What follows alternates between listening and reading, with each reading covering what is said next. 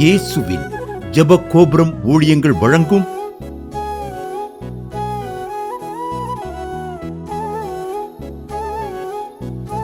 நம்பிக்கையிலே சந்தோஷமாயிருங்கள்.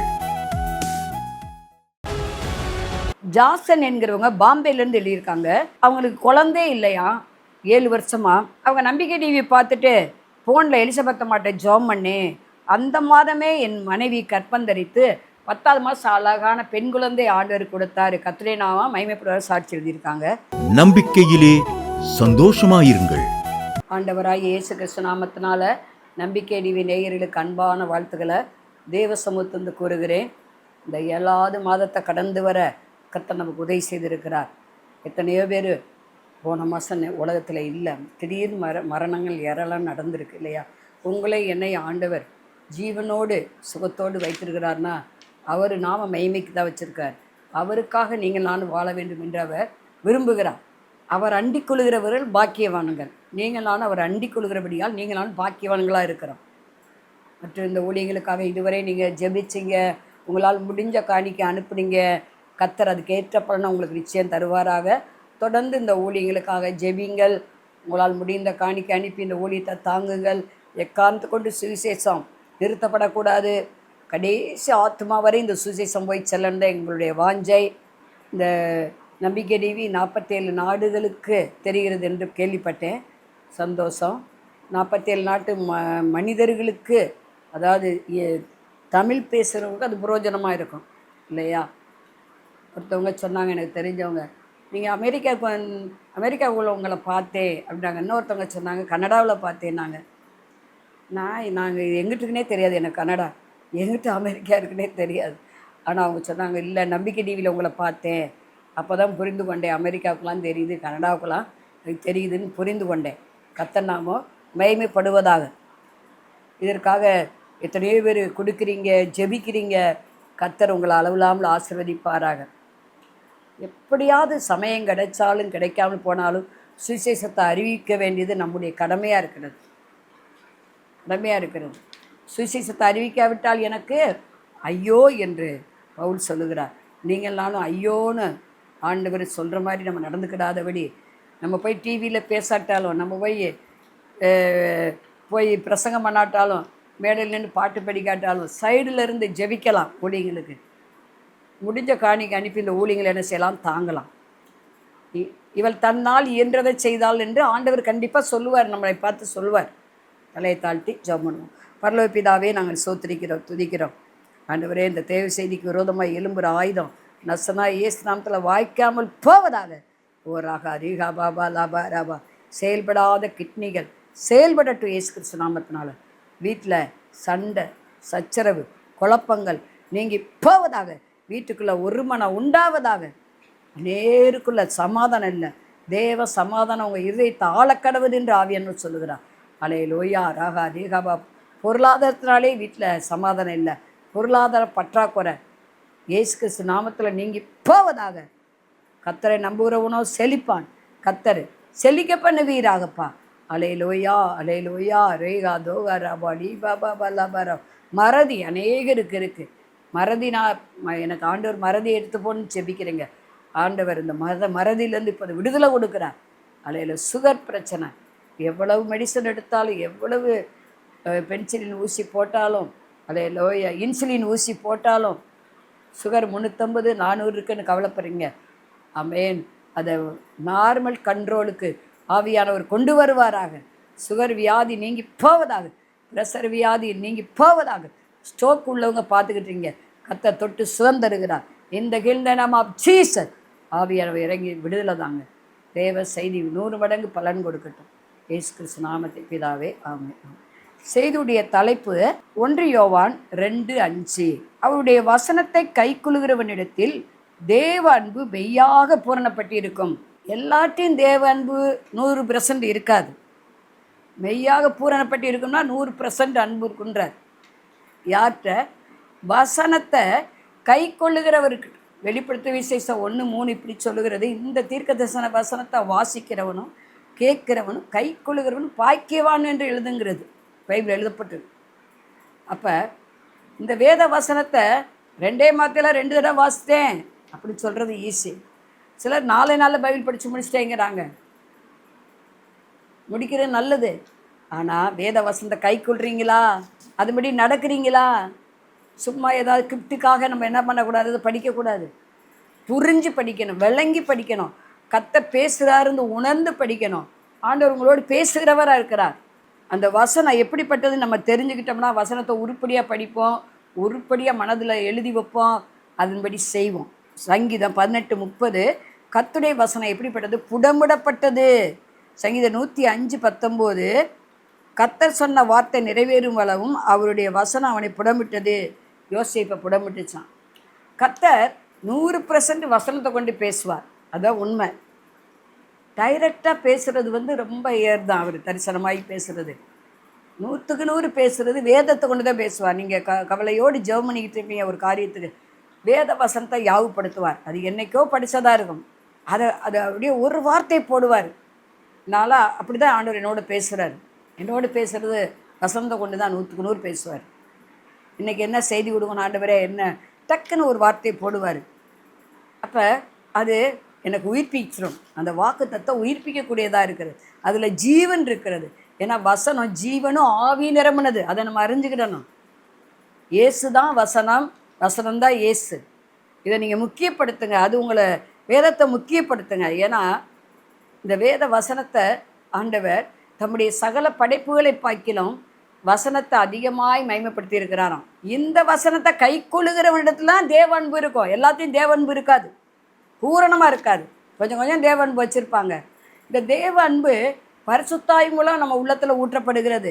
ரோமர் 5:5 படி மனுஷன் மூலம் இல்லை. யாரோ ஒருத்தங்க இயேசு பற்றி சொல்லியிருக்கலாம், நல்லது. அதுக்காக அவங்க தேவ அன்பை கொடுக்க முடியாது. பரிசுத்தாவி மூலம்தான் தேவ அன்பு நம்ம உள்ளங்கள் என்ன செய்து ஊற்றப்படுகிறது. இந்த வேத வசனம் இருபுறமும் கருக்குள்ள பட்டயம் உள்ளது, பெண்மான்களை ஈன செய்யக்கூடியது. அவர் வார்த்தையை அனுப்பி குணமாக்குறாராம், சுகம் கொடுக்கக்கூடியது இந்த வேத வசனம். அது மாத்திரமல்ல, அந்த வசனத்தை அவர் எதுக்கு அனுப்புகிறாரோ அது அந்த காரியம் வாய்ச்சி தான் அது திரும்பும் அவரிடத்துல. அவர் சொன்ன காரியம் போனால் போகும், வானா வரும். அப்பளை இப்போ சாத்தானே அப்பளதான் போகணும். ஏன்னா ஆண்டுடைய வார்த்தை வல்லமை உடையது. ஏசாயா 55:11 அப்படியே என் வாயிலிருந்து புறப்படும் வசனமும் இருக்கும், அது வெறுமையாக என்னிடத்துல திரும்பாது, அது நான் விரும்புகிறதை செய்து நான் அனுப்பின காரியமாகும்படி அது வாய்க்கும். மழையும் பனி எப்படி வானத்திலிருந்து இறங்கி பூமியை நனைத்து விதைக்கிறவனுக்கு விதையும் புசிக்கிறவனுக்கு ஆகாரத்தையும் கொடுக்குதோ, அதுபோல தான் அவருடைய வார்த்தை எதுக்காக அனுப்புகிறாரோ அது வாய்க்கும். 4 நாளும் காத்திருக்க. ஆபிரகாமுக்கு ஆண்டவர் சொன்னார், உனக்கு நீ ஒரு குழந்தையை தருவேன், ஈசாக்கன் பேர் வேலாம் சொல்லிட்டாரு. 75 வயசில் சொன்ன வார்த்தை எப்போ நிறைவேறிச்சு? 100 வயதில் நிறைவேறிச்சு. 25 வருஷம் காத்திருந்தான். ஏன்னா அவருடைய வார்த்தை நிறைவேறக்கூடியதாக இருக்கிறது. அவருக்கு 1000 வருஷம் நான் கேட்பேன், எத்தனை வருஷம் ஆண்டவரே காத்திருக்கணும், இதெல்லாம் நான் கேட்பதுண்டு. ஆண்டவர் சொன்னார், 1000 வருஷம் எனக்கு ஒரு நாள், நேற்று கழிந்த சாமான். அப்படி பேசுகிறவிட்டு நம்ம ஏதாவது பேச முடியுமா சொல்லுங்க பார்ப்போம். அப்போ ஆண்டுடைய வார்த்தை ஜீவனும் ஆயுமா இருக்கிறது. தகுந்த காலத்தில் நிறைவேறும், ஏற்றவேல் நிறைவேறும். வசனத்தை கை கொள்ளும்படி நம்ம வசனத்தை பிடித்து கொண்டு சுடர்களை போல பிரகாசிக்க வேண்டும். இன்னைக்கு தேவனை நேசிக்கிறேன்னு சொல்லிட்டு ஏமாத்துறாங்க நிறைய பேர். நான் ஆண்டவரை அன்பு வச்சிருக்கேன், அதனால தான் காணிக்க கொடுக்குறேன், அதை இதை செய்கிறேன். இல்லை, அன்பினால் செய்கிறதில்ல, கர்த்தர் கொடுத்துருக்கனால கொடுக்குறோம். அதுதான் உண்மை. தாவி சொல்கிறால, உம்மிடத்துலேருந்து வாங்கி உமக்கே கொடுக்குறோம். நம்ம ஒன்றும் கொண்டு வந்ததில்லை, கொண்டு போகிறதில்லை. கர்த்தர் கொடுக்காம, நல்லா சுகம் கொடுக்காம, பலன் கொடுக்காம, பொருளாதாரம் கொடுக்காம நம்ம யாரும் கொடுக்க முடியுமாங்க? கொடுக்க முடியாது. அவர் கொடுத்ததுனால தானே. உலகத்தார் அதெல்லாம் இதை இது பண்ணிக்கிட்டு ஃபீல் பண்ண மாட்டாங்கள்ன்னு நிறைய பேர் என்கிட்ட சண்டைக்கே வந்துடுவாங்க. அவங்க ரட்சிக்கப்படலை, அவங்க ஆண்டவரை அறியல. நீங்கள் நானும் ஆண்டவரை அறிஞ்சிருக்கோம், மனம் திரும்பி இருக்கோம், ரட்சிக்கப்பட்டிருக்கோம். காத்திருப்போம். வாக்கு தத்துவம் நிறைவேற காத்திருக்க வேண்டும். நீண்ட காலம் காத்திருத்து இருதயத்தை இளைக்கப்படணும். விரும்பினது வரும்போது ஜீவ விருட்சம் போல இருக்கும். ஆகவே இந்த வசனத்தில் நம்ம நிலைத்திருந்தோம்னா தேவ அன்பு நமக்குள்ளே பூரணப்பட்டிருக்கும். அந்த அன்பின் வேலையை குறித்து ஒரு 4-5 வசனத்தை தியானித்து நம்ம முடிச்சிடலாம். 1 யோவான் 4:8 சொல்லப்பட்டிருக்கு, தேவன் அன்பாகவே இருக்கிறார். பாருங்கள், அவர் அன்புள்ள தேவன். 1 யோவான் 4:18 பூரண அன்பு பயத்தை புறம்பே தள்ளும். வசனத்தை கைக்குள்ளவிட தேவ அன்பு இருக்கும். அந்த அன்பு எப்படிப்பட்டதுன்னா பயத்தை புறம்பே தள்ளக்கூடியது. நல்ல துணிச்சல், நல்ல தைரியத்தை தரும் அந்த அன்பு. அது மாத்திரமல்ல, 2 1 பேதுரு 4:8 அன்பு திரளான பாவங்களே மூடிடுமா. பார்த்தீங்களா? நம்ம செஞ்ச குற்றம், தவறு, அநியாய, அக்கிரமங்களை அப்படியே மூடுறதா அன்பு. ஏன்னா அந்த அன்பு நமக்குள்ளே பூரணமாக இருக்கிறதுனால. எபிரேயர் 6:10 அந்த அன்பு நம்மளை ஆண்டவருக்காக ஏதாவது செய்ய வச்சுக்கிட்டே இருக்கும். டெய்லியும் தினந்தோறும் நல்ல கிரியில் செய்ய வைக்கும். அந்த அன்பின் பிரயாசத்தை மறக்கிறதுக்கு ஆண்டவர் அநீதியுள்ள தேவனே இல்லை. கர்த்தருக்காக ஏதாவது செய்யின்னு பேசும் அந்த அன்பு. பேசுகிற ஒரு அன்பு. 4வதாக நம்ம உள்ளங்களை ஊற்றப்படுகிற ஒரு அன்பு. ரோமர் 5:5 அது எழுதப்பட்டிருக்கிறது. அதே போல் கடைசி காலங்களில் அக்கிரமம் மிகுதியாவதுனால அன்பு தணிந்து போகுமா.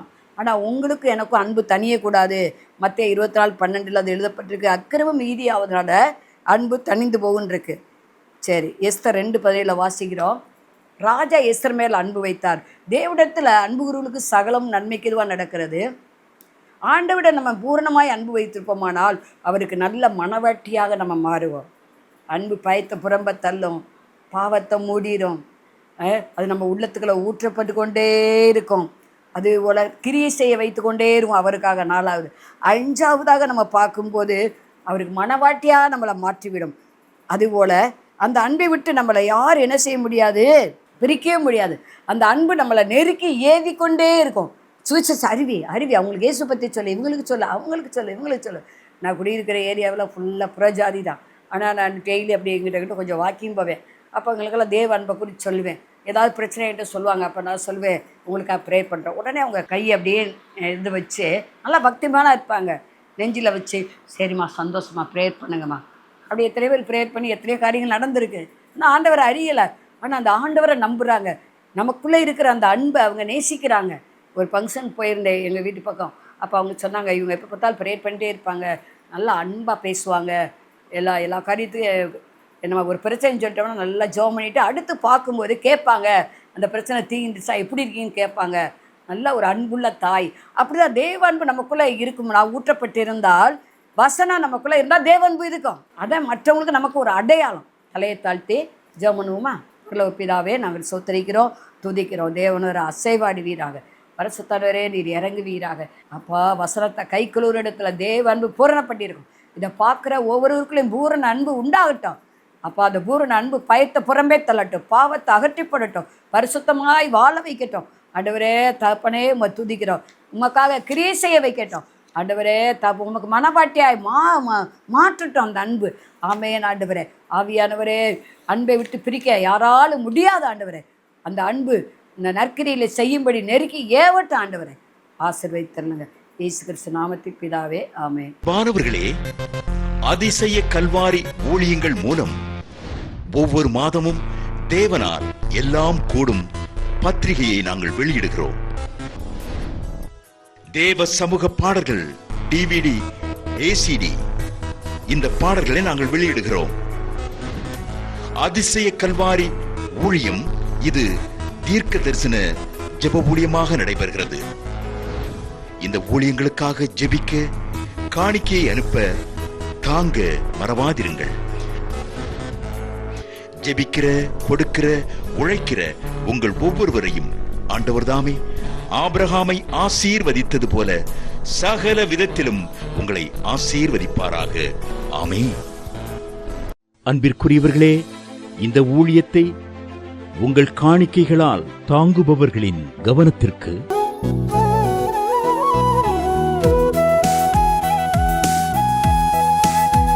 ஜிபே மூலமாகவும் நீங்கள் தாங்கும்படி உங்களை பட்சமாய் கேட்டுக்கொள்கிறோம். எங்களுடைய ஜிபே எண்ணானது 9439308550. எங்களது முகவரி சகோதரி எலிசபெத் சுந்தரராஜன், எண் 27, பொதிகை தெரு, குழந்தைசாமி நகர், வண்டியூர், மதுரை 20. செல்போன் எண்கள் 9487177765,